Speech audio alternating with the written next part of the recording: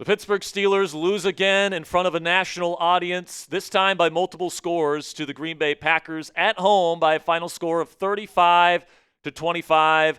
And maybe the biggest issue with the Pittsburgh Steelers right now, guys, is I'm not sure if Mike Tomlin and Terrell Austin really understand what the biggest issue with this team is, and that scares the living crap out of me. Welcome into the Steelers Talk postgame show. I'm your host, Jack Sperry. Today, we're going to be talking about this game, what went wrong, and, kind of some, big picture kind of stuff here for the Pittsburgh Steelers as we prepare to take on the number one seed in the AFC at home next week in Shane Steichen's Indianapolis Colts, who are on an absolute tear right now.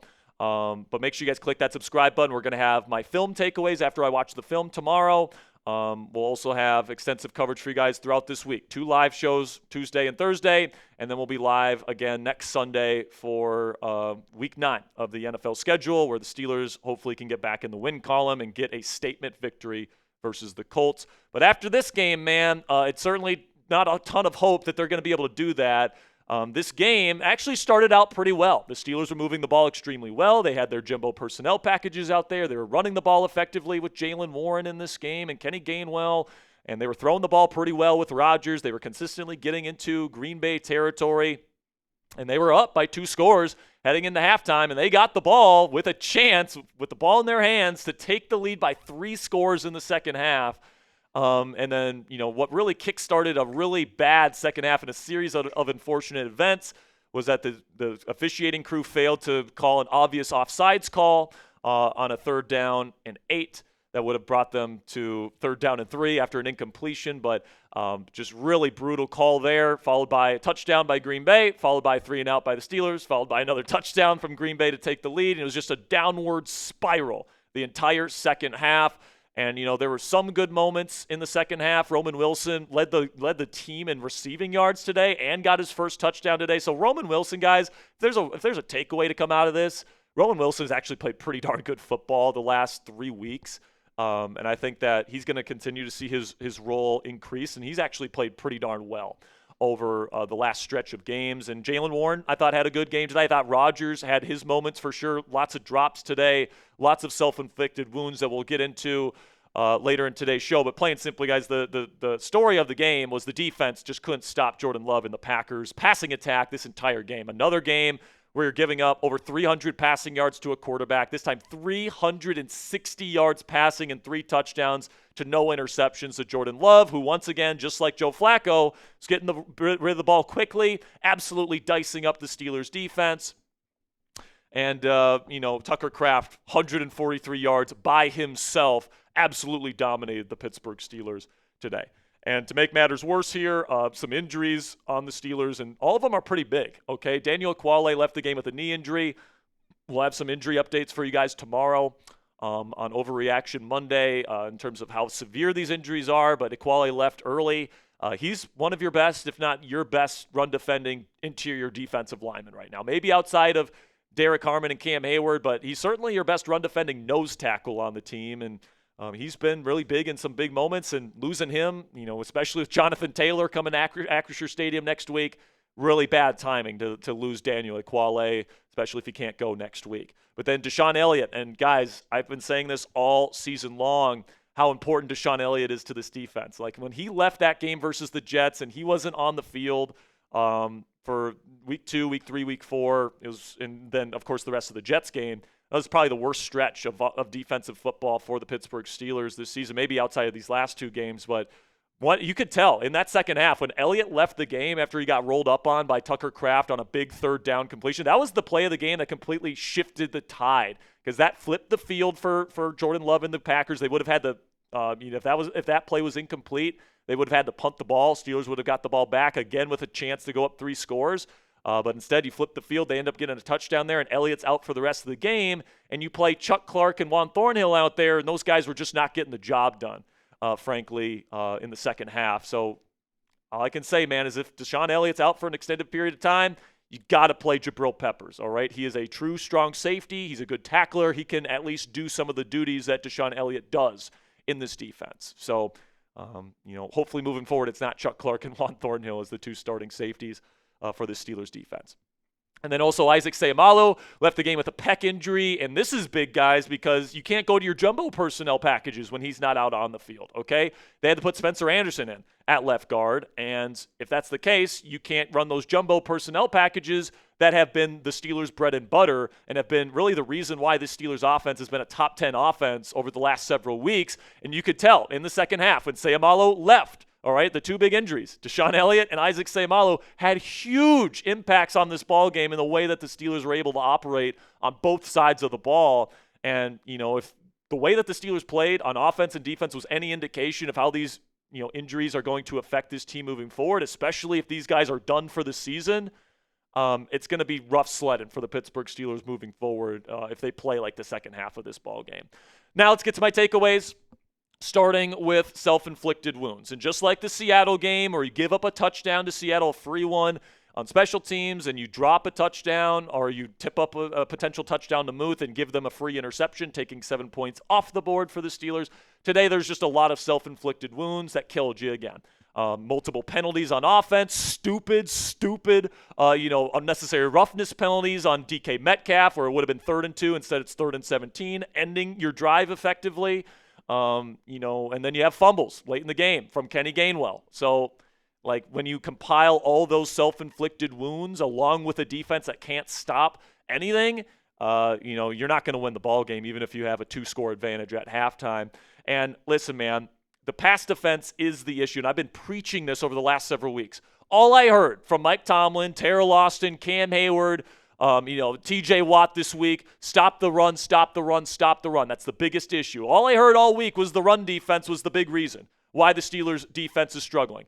Well, that's freaking bullshit, man, all right? How many times has a quarterback thrown for over 300 yards against the Steelers this year? It's got to be almost every single game this year. But no, we're going to sit up here and pretend that it's the run defense that is the issue. You gave up less than 100 yards rushing in this game before garbage time. And Jordan Love put up 360 yards, 3 touchdowns, so no interceptions on you guys. And we're going to sit there and say, oh, our pass defense is fine. We just got to stop the run and everything's going to be good. No, the issue is you play way too much man coverage with geriatric guys at cornerback that can't run with Christian Watson, that can't run with Matthew Golden, that can't run with fucking Tucker Kraft. All right? So you got to find a different way to get the job done. And pass defense, confuse them.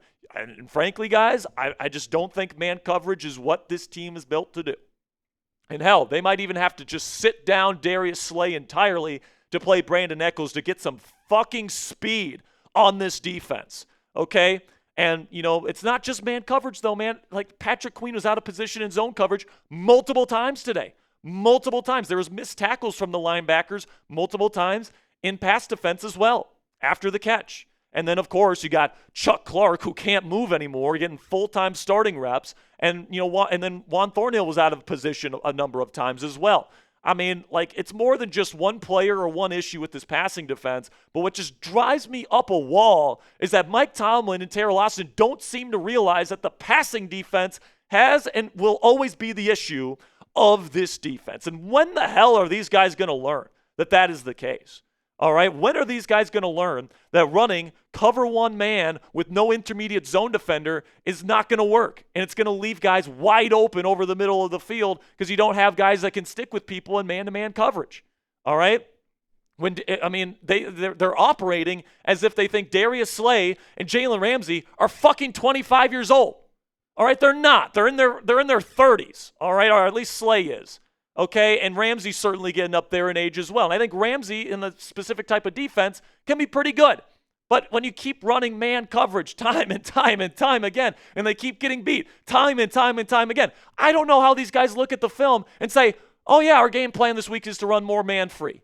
I really don't. And I'm hoping today, this is the final straw, that they finally see it's not the run defense. All right, it is the passing defense that is the issue with this defense and is the issue with this team, and they got to have a philosophy switch right now if they want to turn around their season. And frankly, if Mike Tomlin and Terrell Austin can't figure it out by the end of the season, I think we're all in agreement here in Steelers Nation. These guys should be gone. Mike Tomlin should be traded for a first-round pick, and they should embrace a rebuild because this is getting embarrassing. But then, like I said, more miscommunications on defense. It's hard to say for me to come up here and say play less man coverage when in zone coverage, where you got to know where your assignments are, people are missing those assignments. All right, and there's miscommunications on where people are supposed to be. And Patrick Queen, the person that's supposed to be the quote-unquote quarterback of the defense, is the one that's consistently out of position. All right, and it's embarrassing. All right, so I'm hoping that when I look at the film, Patrick played a little bit better than upon my first watch, but I mean, there was multiple times to my eye that PQ was out of position in this ball game. Now, what say you guys? We're halfway through our takeaways here. Grade today's performance versus the Steelers. Give me an A, B, C, D, or F. Second half was certainly an F. First half was probably an A-, but I got to give this one a D, man, because you got to play your best football in the second half, and that grade certainly outweighs the other. But make sure you guys click that subscribe button if you haven't already. Make sure you guys get down there in the comment section for today's pinned question and answer this pinned question with an A, B, C, D, or F. But before we get into the rest of our takeaways here, guys, and my final thoughts, make sure you guys check out our friends at Omaha Steaks, which is the official sponsor of tailgating this football season. From legendary burgers to mouth-watering steaks, deli-style franks, and so much more, you'll elevate your next game day get-together with America's original butcher. And now with this exclusive offer, you guys can get $35 off at omahasteaks.com with promo code Steelers at checkout. Terms apply. See site for details. Omaha Steaks has been America's original butcher since 1917. Every steak is perfectly aged to maximize tenderness and hand-cut by master butchers in America's heartland. Grass-fed, grain-finished beef has more marbling for exceptional flavor and is the choice of steakhouses and professional chefs around the world.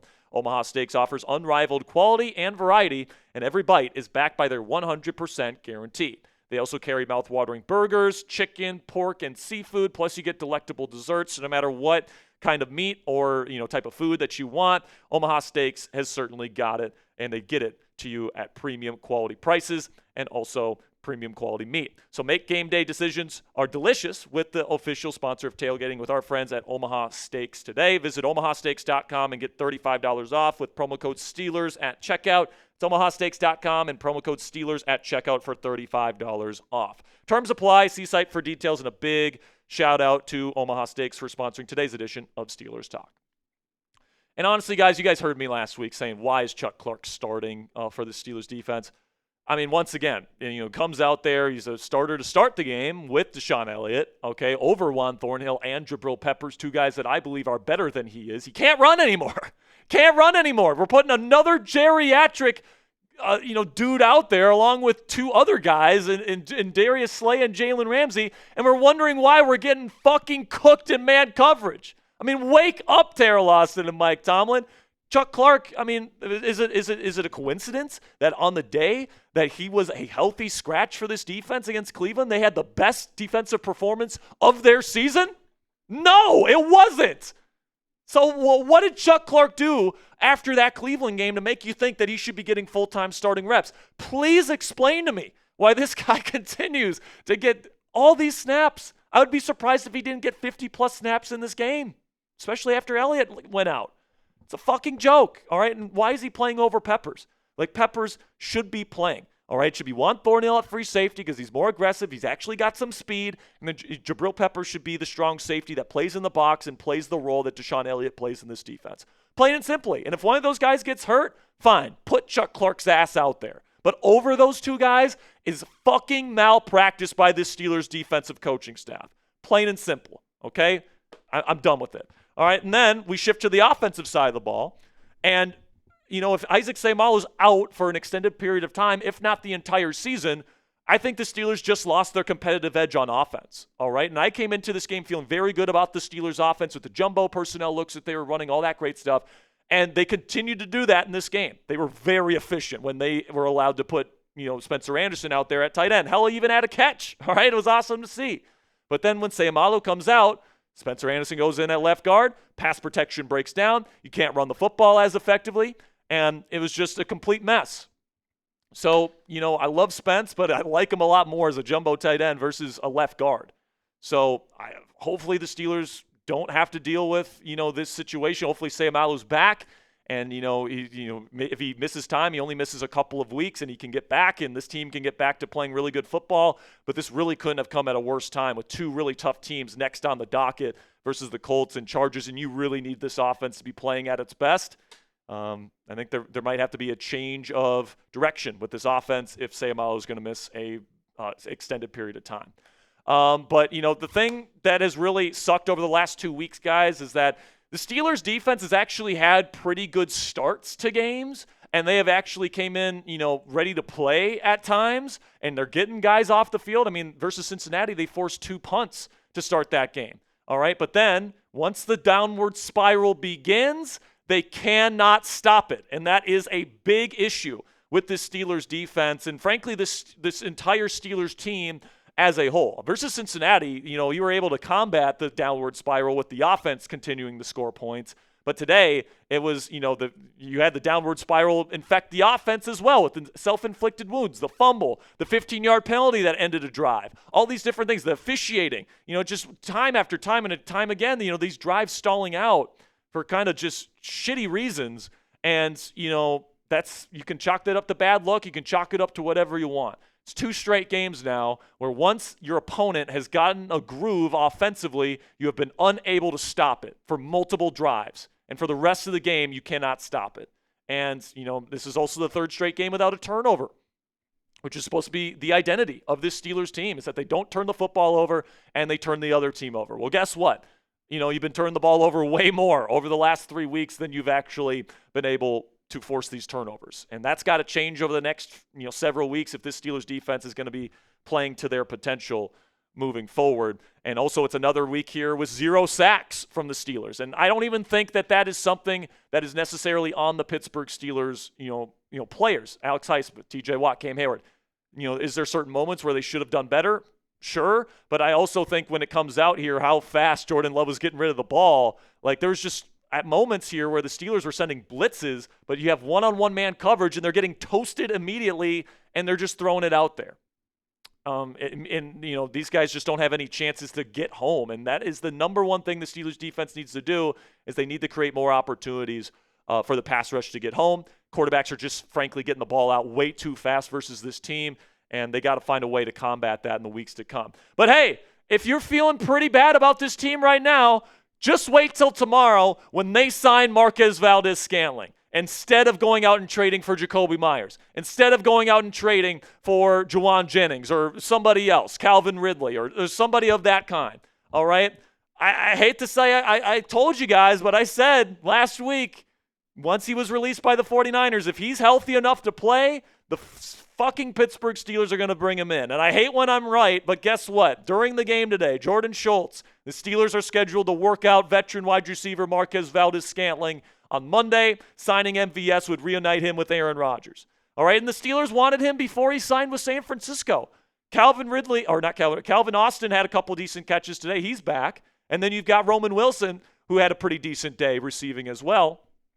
I mean, once I saw MVS was released by San Francisco, I knew immediately this team was going to bring him in. All right, because, he doesn't cost a draft pick. We all know how precious the Steelers are being with their draft picks this year.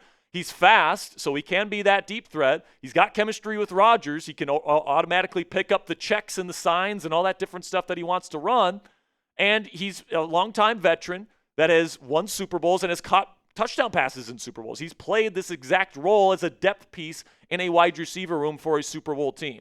So it just, the puzzle piece just fits too well here. And I tried telling you guys, Steelers are going to get MVS, and I got crucified for that take because everyone wants Jakobi Meyers, and I get it. I'm with you. I want Jakobi Meyers. I want Christian Kirk. I want Chris Olave, even though he's off the market.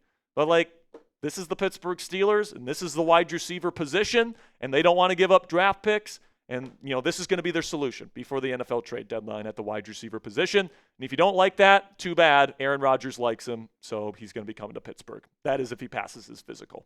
So point the finger for me down there in the comment section. Who's the most to blame for the loss today? For me, it's got to be Mike Tomlin, because he doesn't understand the issue with this defense. And he doesn't understand that this defense can't play man coverage, especially without middle of the field zone help. It's absolutely embarrassing at this point. And until he fixes this, and until this defense embraces a philosophical change in what this defense is moving forward as a pass defense unit, that nothing's going to change. Nothing is going to change.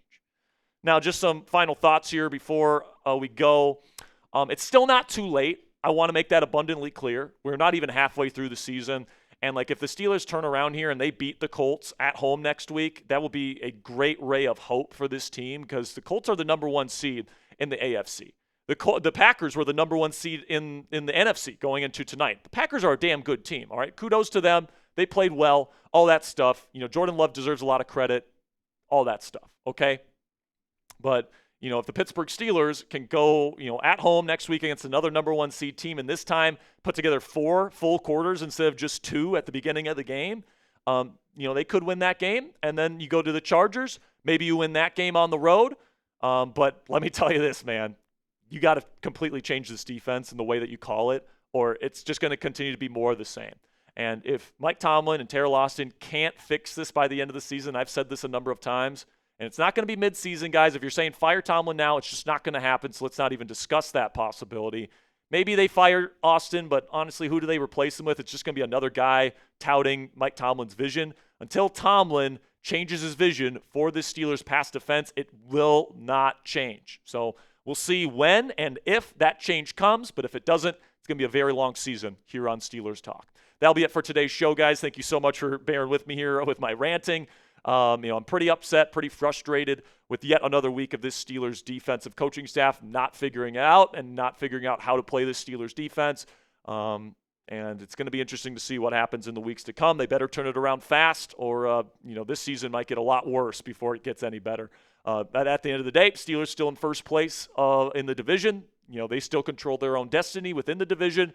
And if they can turn it around at some point, we still got 10 games left. They could still easily win the division this year, make the playoffs, get a home playoff game. And if they're playing good football at the end of the season, we could still see, a playoff win here in Pittsburgh. But after tonight, it certainly doesn't feel that way. And they got to change a lot fast if that's going to happen. So thank you guys so much for joining me here this evening. Make sure you click that subscribe button. Tomorrow I'll have my film takeaways, breaking down my takeaways from the film tomorrow. So make sure you click that subscribe button if you haven't already. Until next time, guys, here we go, Steelers.